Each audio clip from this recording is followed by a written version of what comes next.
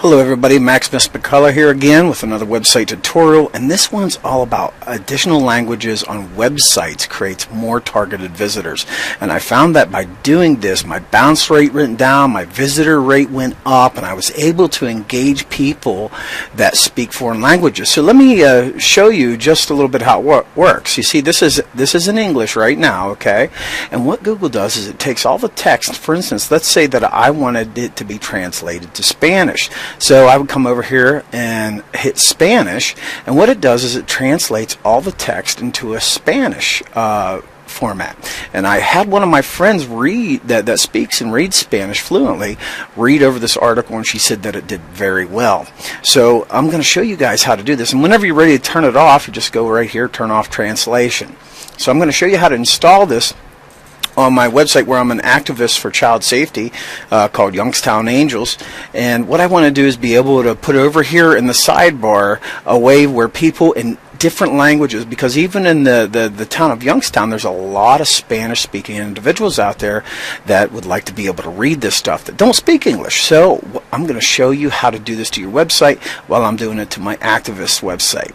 So if you're on this post, additional languages on websites creates more targeted visitors, if you scroll down, I have it all step by step laid out. So I'm just going to go ahead and do this for you right now. So we're going to log into Google Translate. See, this is translate.google.com.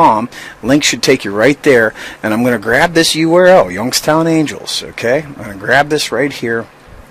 I'm going to paste it in there and get rid of the HTTP. See, I don't believe that we need it. And then, so the website language is originally written in English. That lets the plugin know how to interpret the language. So just click Next, and you can select specific languages, or you could just select all languages. So I'd like anybody that comes to Youngstown Angels to be able to read it in their own language. And here you can display the mode inline. You could have it tabbed, or you can have it automatic. So I'm going to use the inline. That'll create some divs for this. You could have it vertical. If you want it horizontal this way, you could click that, or just a drop down only. And this is what I kind of like. I kind of like the drop down only, where they select the language. That seems to be the most popular, and a lot of people can understand what language is.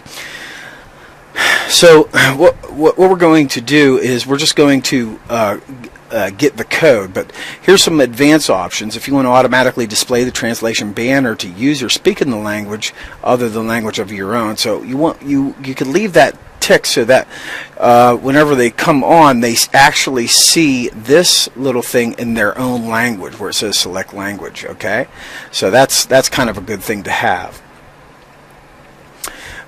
You would tick this if your page currently contains content in multiple language, but since mine is totally in English, I don't need to deal with that. And then you could track traffic using the Google Analytics. So you could do this and then put your Google Analytics property in there. Then that way you could track what's going on in your Google Analytics.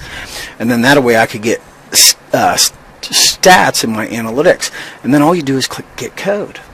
And right here you have two different codes. Okay, this one is going to go in the header, and I'm going to show you how to get that in the header right now. You just right click, copy, and then what you want to do is you want to log into your WordPress dashboard. Okay, WP login, and then you want to click login just like that. And then what you want to do is navigate to appearance and then editor. Now I'm using a parent theme here, so this it would be better. You'd be better off if you had a child theme. I'll eventually create that, and I'll show you guys how to create it too if you're subscribed to Able Website Pro. But what we want to do is we want to come here. We see where the opening head tag is.